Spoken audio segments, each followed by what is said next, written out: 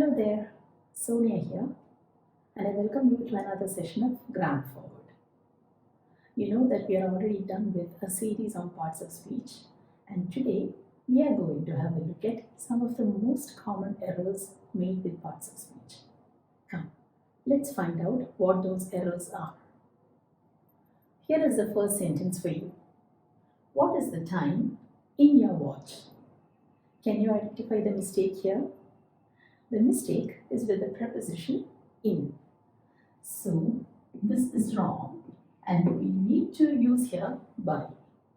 You know that time is an abstract concept and it cannot be contained in a watch or a clock. So we cannot use the preposition in. By means according to. So now the sentence means what time is your watch displaying? Here is sentence number 2 for you. His son-in-laws are doctors. You know that we are talking about more than one son-in-law in the sentence, so we have to go for the plural. But the problem is we have added the S to the wrong place. So this is to be removed and it's going to be added here. Why is it so? You know that son-in-law is a compound noun. That means it's a noun which is made up of more than one word. And in this case, son is the noun and in-law is a prepositional phrase. When you want to make the plural of such a compound noun, we add the S to the noun, not to the prepositional phrase. Hence, the plural of son-in-law is sons-in-law. Now, sentence number 3.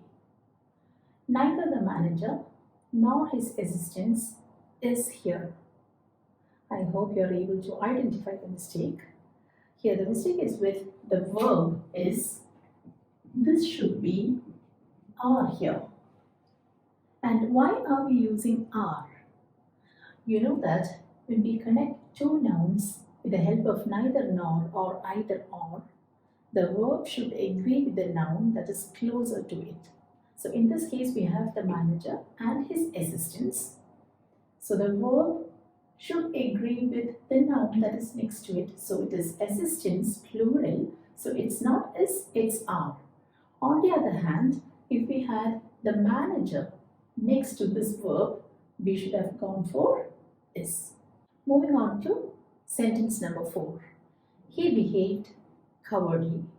Such a short sentence, but there is a mistake. And a mistake is with this word. And how do we correct the sentence? You know that in English, there are many adverbs that end in an ly. But not every word that ends in an ly is an adverb. There are many adjectives that end in an ly and they are mistaken for an adverb. And that is exactly what has happened here. Cowardly is not an adverb, it's an adjective and it cannot be used to modify a verb behaved. So we will have to correct the sentence in a different way. We will write, he behaved in a cowardly manner. Or you can write, he behaved like a coward. Here is sentence number 5. Me and my friends went on a tour. Here the mistake is with the subject of the sentence itself. You know that here the subject is me and my friends and that is wrong. It should be my friends and I. Why is it so? In English, me cannot be the subject of a sentence. It's always I. Me can be used but as the object of a sentence. So it's right to say I invited him. But when he invites, we say he invited me. So me is the object. So it is my friends and I. Why not I and my friends? That's because in English language we have 3 persons. The first person, that is I or we. The second person is you. And the third person is he, she, they or it. So when we are going to use the different persons in a sentence, we are going to arrange them in this order. First comes the second person, you. Then comes the third person, he or she or they or it. And finally, we use the first person, I. That's out of politeness. So we have this order: my friends and I went on a tour. Here comes the sixth sentence. I was not interested in the lecture. Something is wrong with the adjective used in the sentence. You can see the adjective here. It is interesting. It should be interested. The reason is, in English, some adjectives are formed by adding ed to a verb and some are formed by adding ing to a verb.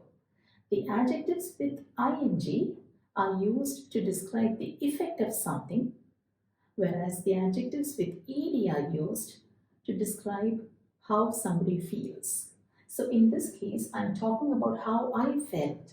So I should say, I was not interested. Maybe the lecture was interesting or not, but I was not interested because it's something which is used to describe a person's feelings. The next sentence, it hurt my feeling. Could you identify the mistake here? Something is wrong with this word feeling. It should take the plural form. It should be feelings. The word feelings or feeling is a noun and it has two meanings. One is something which you feel in your mind or something which you feel with the help of your senses. Another meaning of the word feeling is an idea or a belief.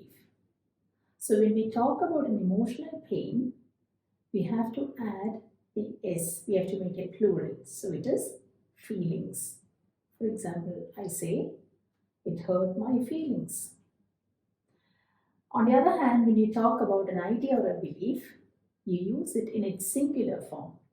So I can say, I have a feeling that we have lost our way. Now let's go for the eighth sentence. I am doing good. I'm sure many of you are able to spot a mistake here. It's an oft-repeated error in English language. We cannot say I'm doing good. Something is wrong with the word good and we need to use here the word well. That's because good is an adjective and well is its adverb form. We cannot use the word good, an adjective, to modify the verb doing. You can say I'm doing good only when I do some charity work or do some good deed like helping a person. Otherwise, when someone is asking you how are you doing, the answer should be I'm doing well. Now moving on to the next sentence. Who do you trust more? Here the mistake is with the interrogative pronoun which is used. It shouldn't be who, it should be whom. We know that we use who when referring to the subject of a sentence and whom is used when we refer to the object of a sentence. And how do we know whether we have to use who or whom?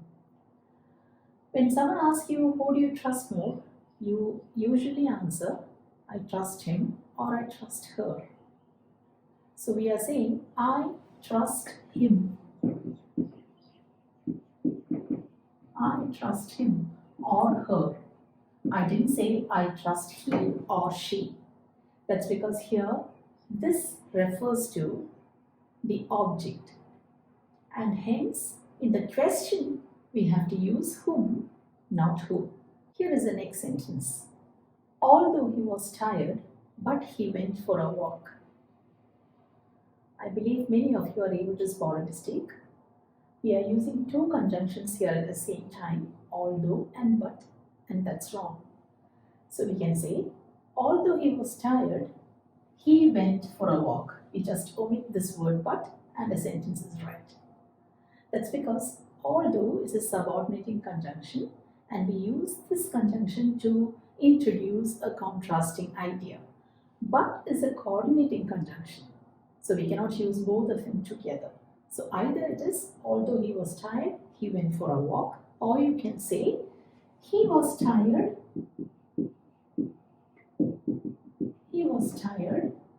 but he went for a walk. Both of them are right. But don't use them together at the same time. Here is the next sentence for you. This is the most perfect painting I have ever seen. What's wrong with this sentence? If you just remove this word most, the sentence becomes perfect. That's because there are some adjectives which are absolute or complete by themselves. We call them absolute or non-gradable adjectives. We cannot add any more words to intensify them or to grade them any further. So examples are unique, complete, ideal, final, and so on. We cannot say most complete. We cannot say most final. So the sentence is right without using the word most with perfect. Now let's take up the next sentence. My mother gave me an advice. The mistake here is with this article and advice.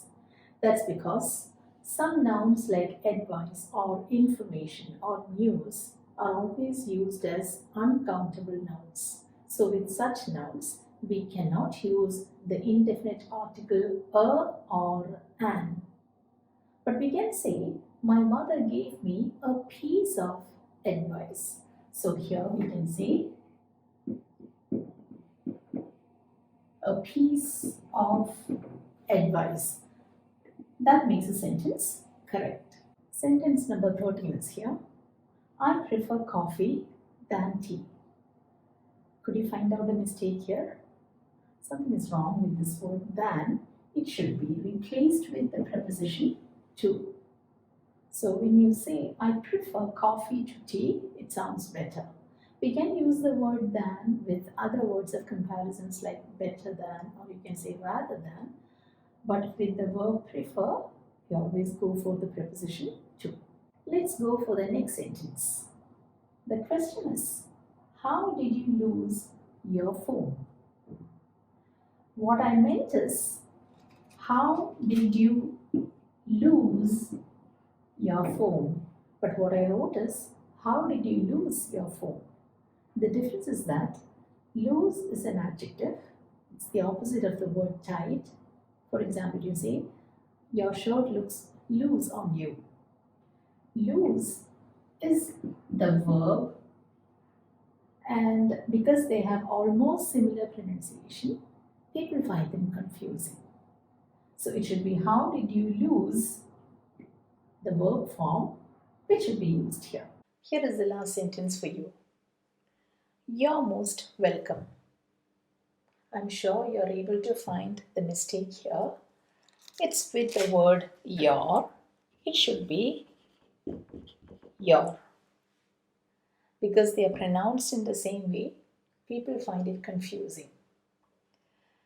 Your is a possessive pronoun, and your is the short form of you are. So in this sentence, there's no need to use a possessive pronoun. It should be you're most welcome. There is another mistake which is related to the word welcome. Sometimes people use it with D. In fact, the word welcome is used as an adjective here. So there's no need to use it with the D because then it becomes a verb. So the final answer is you're most welcome. I hope you enjoyed this video and that you found it helpful. If so, please do like and subscribe to my channel. Keep watching my videos. Here you will find lessons on grammar which are both informative and useful. See you in the next session. Goodbye until then. Take care and stay safe.